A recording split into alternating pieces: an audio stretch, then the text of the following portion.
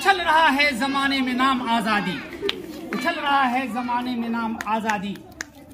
प्यारे नन्हे मुन्ने बच्चों, साथियों, हम सभी लोग मिलकर इस तिरंगे की सम्मान में, शान में, इनकी शान को चार चांद लगाने के लिए दिल से, तहे दिल से, हाथ खोलकर जोरदार तालियों से हम इसका स्वागत करें ताकि इसके सम्मान में चार चांद लग जाए। ये लम्हा एक यादगार लम्हा बन जाए। 26 जनवरी 74वें गणतंत्र दिवस समारोह के अवसर पर 26 जनवरी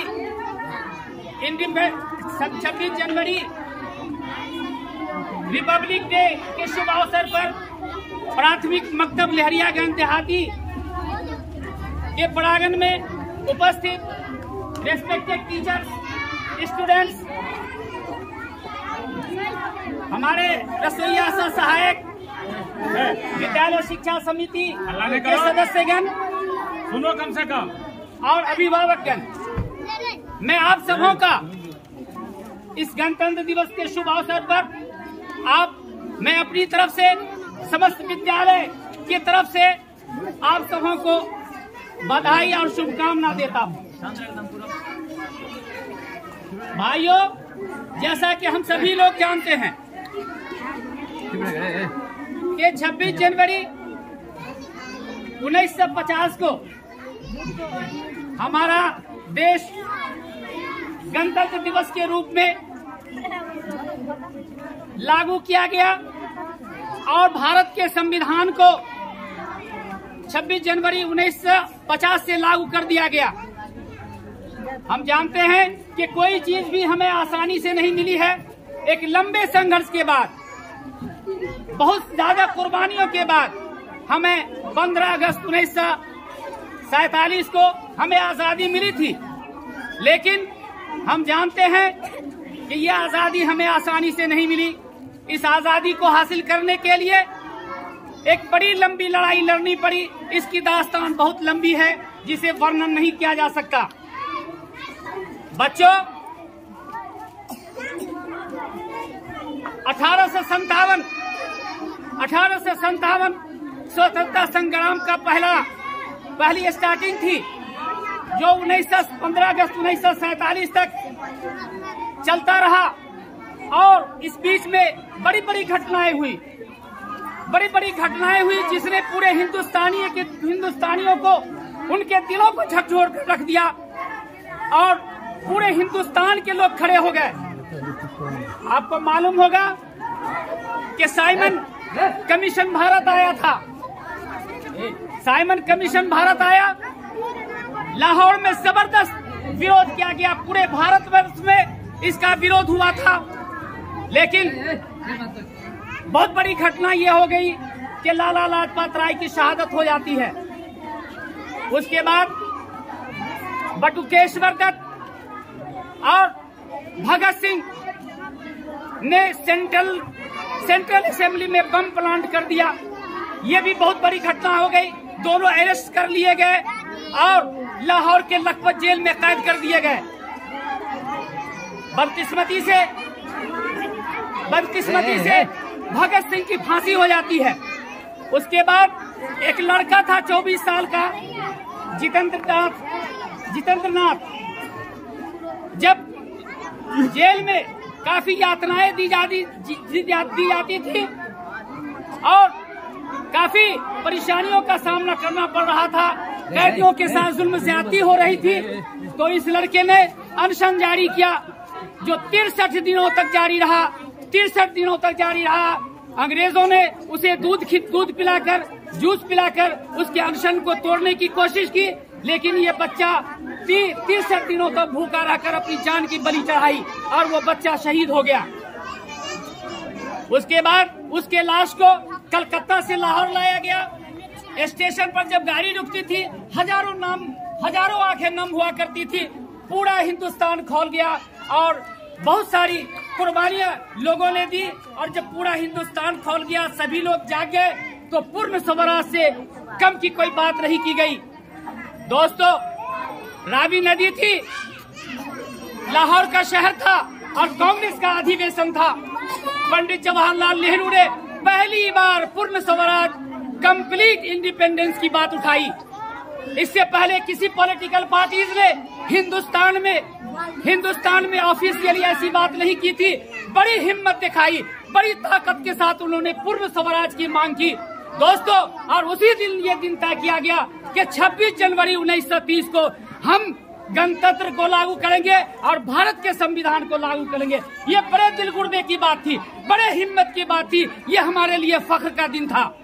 दोस्तों, मैं बताना चाहूंगा कि 15 अगस्त 1947 को हमें भले आजादी मिली, लेकिन गवर्नमेंट ऑफ इंडिया एक्ट 1935 के तहत ये भारत की प्रशासन 26 जनवरी 1950 से पहले तक चलता रहा।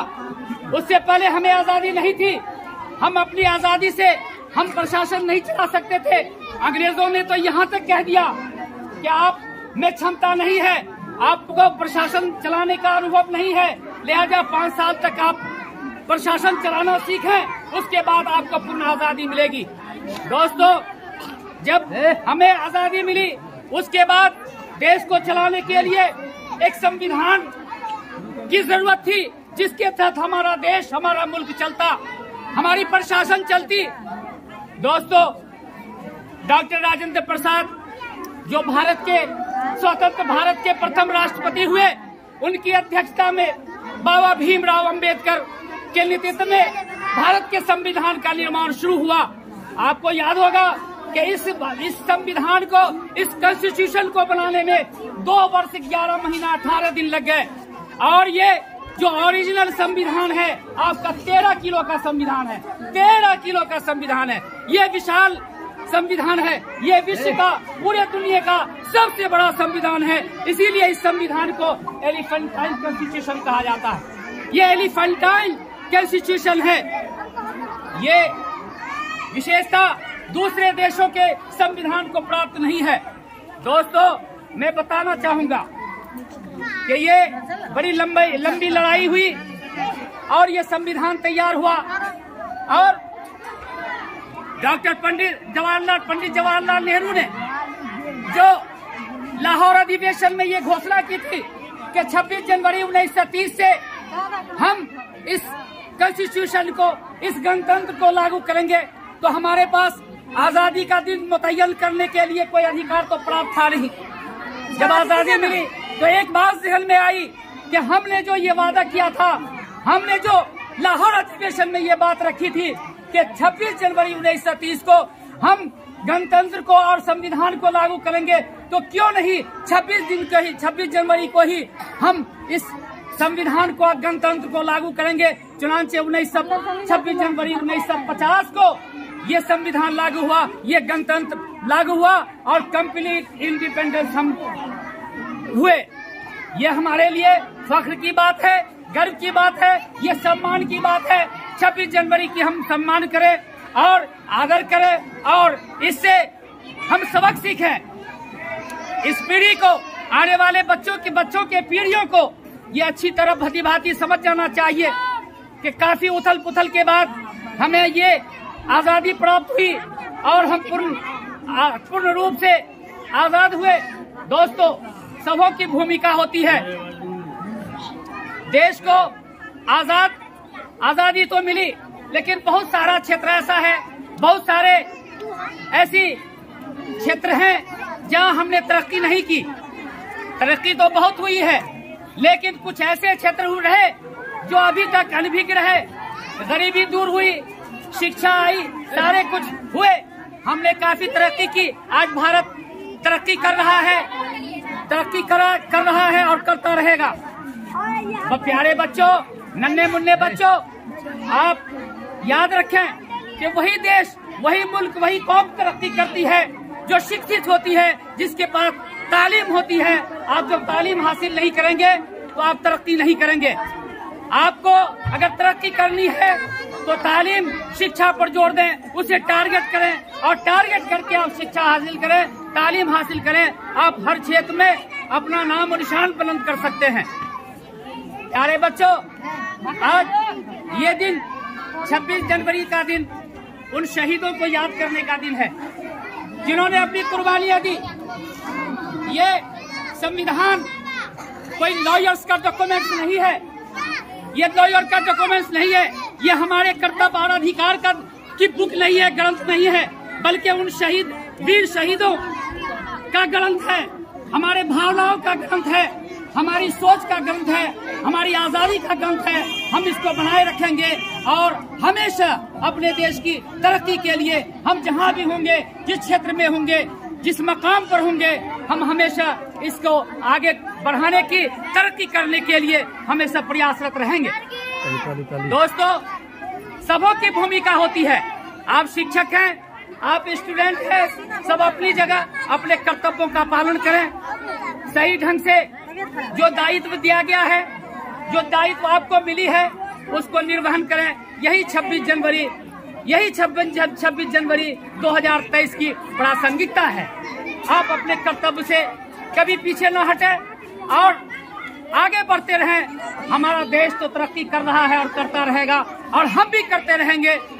दोस्तों, एक शेर सुनिए, बहुत ही माने खेज शेर है कि वतन की खाक जरा एड़ियां रगड़ने दे, वतन की खाक जरा एड़ियां रगड़ने दे, मुझे यकीन है पानी यहीं से निकलेगा। तो दोस्तों, मैं समझता हूँ कि जब हम मेहनत करेंगे तो बड़े बड़े डॉक्टर्स, ये भारत की भूमि, बड़े बड़े डॉक्टर्स, इंजीनियर्स, बड़े बड़े talented teachers, APJ Abdul Kalam Azad जैसे बड़े बड़े साइंटिस्ट को, महान साइंटिस्ट को, वैज्ञानिकों को पैदा कर सकती है। इसमें ये क्षमता है, इसमें ये काबिलियत है। जरूरत इस बात की है कि हम अपने कर्तव्य के प्रति ईमानदारी से काम करें। हम इन छोटे छोटे बच्चों को स्कूल भेजें, उनके पढ़ाई लिखाई पर पूरी ताकत के साथ, पूरी जोर शोर के साथ अपनी स्टेमिना को, अपनी ताकत को लगाएं। वो दिन दूर नहीं कि हमारे बच्चे तरक्की करेंगे, शिक्षित होकर बड़े बड़े ऊंचे ऊंचे ओहदों पर फायज होकर अपने गांव का, समाज का और देश का नाम रोशन करेंगे। इसी आशा और उम्मीद के साथ कि हमारे बच्चे भविष्य के जानशीन होंगे, मैं अपनी बात को विराम देता हूँ। जय हिंद।